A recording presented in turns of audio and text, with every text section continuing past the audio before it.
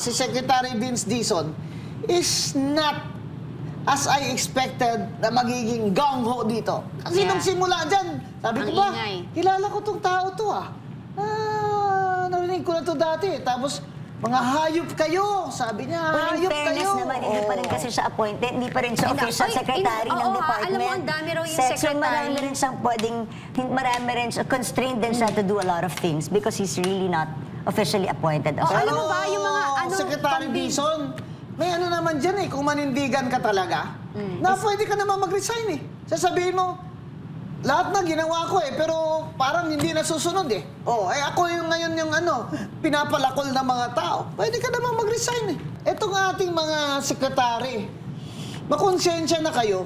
Abay, kung yan ang gawain nyo, malis na kayo dyan bago kayo madiscovery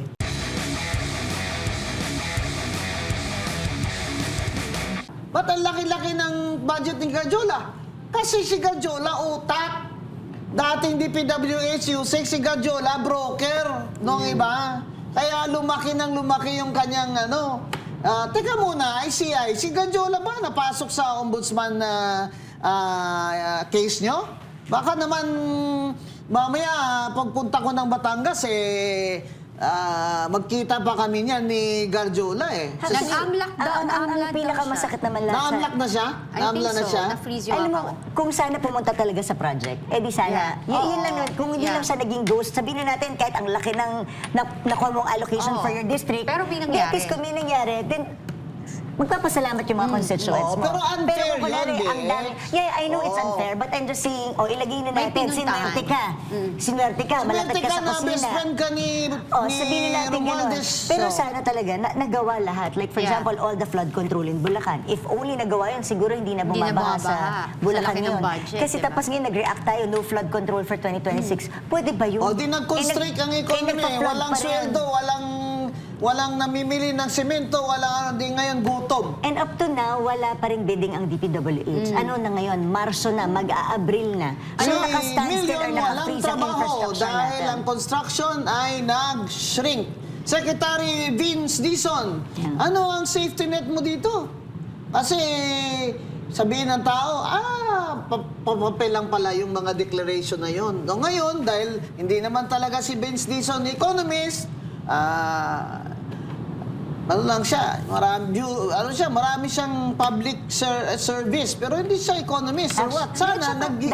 Sana humingi ka, Secretary Dizon, ng mga advice dyan sa mga taga-NEDA, tsaka ibang agencies of government to identify ano ba ang development plan ng Pilipinas. Hindi ba mayroong 5-year development plan? Di doon mo ilagay ang pera ng DPWH. Hindi, tsaka let's be realistic. Kasi sa totoo lang, hindi pwedeng huminto ang development. Hindi pwede. Hindi talaga. Pero, yun, kailangan talaga magkaroon ng proper regulation. Hindi dugtong-dugtong yung yan allocation. Basta dapat lang data-driven. Ako data-driven. Dapat may data science naman tayo. We have to follow that. Yeah. Yung listahan ng Kung allocation. ngayon, kung walang nagbibid, walang programs, walang infrastructure, tapos dahil sa sobrang takot nila, hindi sila nagbabayad ng mga gumawa ng proyektong tama.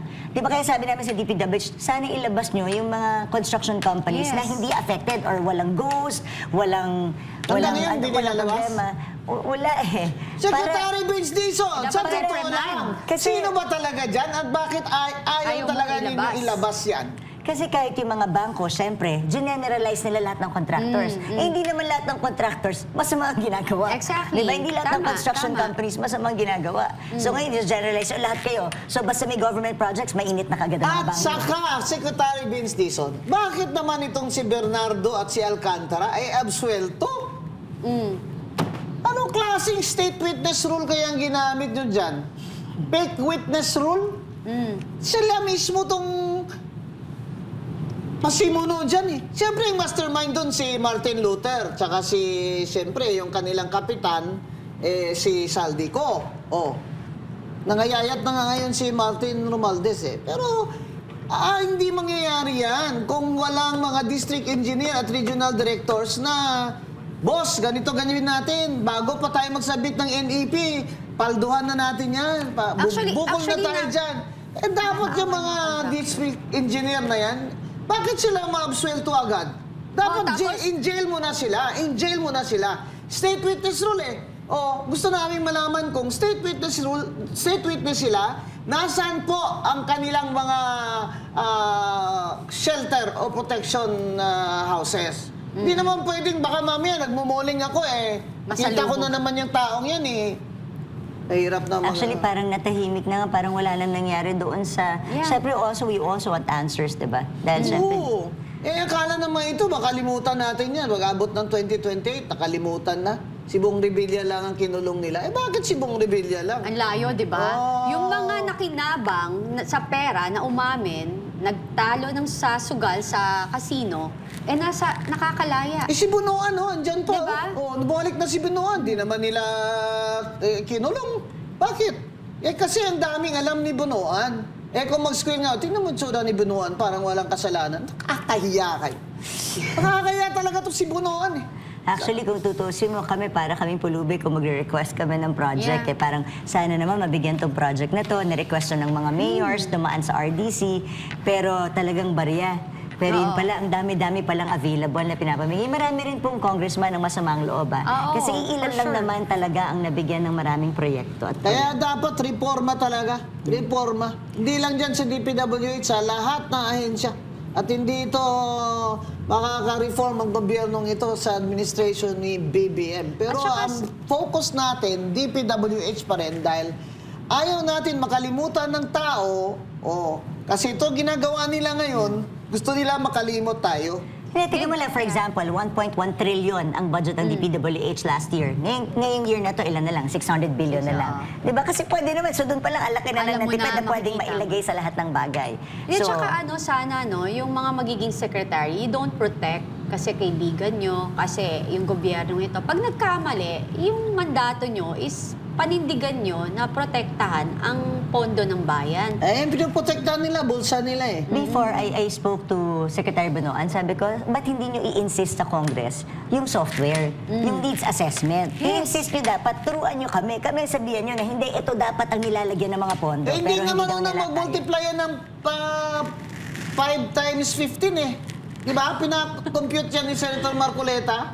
Ang sagot niya, 55. Pambira.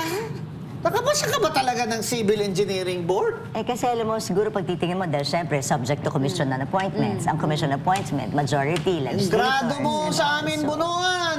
Palakol na naman! Yan. Sa totoo lang, si Secretary Vince Dizon is not as I expected na magiging gang-ho dito. Kasi Yeah. nung simula dyan, sabi ko Ang ba, ingay. kilala ko tong tao to narinig ko na to dati. Tapos, mga hayop kayo, sabi niya, Well, in hayop fairness kayo. naman, hindi pa rin kasi siya appointed, hindi pa rin siya Ay, official ay, secretary oo, ng ha, department. alam mo, ang dami raw yung So, secretary. marami rin siyang pwedeng, marami rin siya, constrained din siya to do a lot of things because he's really not officially appointed as Oh, well. alam mo ba, yung mga Secretary pambing- Dizon, may naman dyan kung manindigan ka talaga, na pwede ka naman mag-resign Sasabihin mo, lahat na ginawa ko pero parang hindi nasusunod ako yung ngayon yung pinapalakol ng mga tao. Pwede ka naman mag-resign Kombing, alam mo ba, most of our secretaries hindi pa talaga nakakapag... Marami. Kasi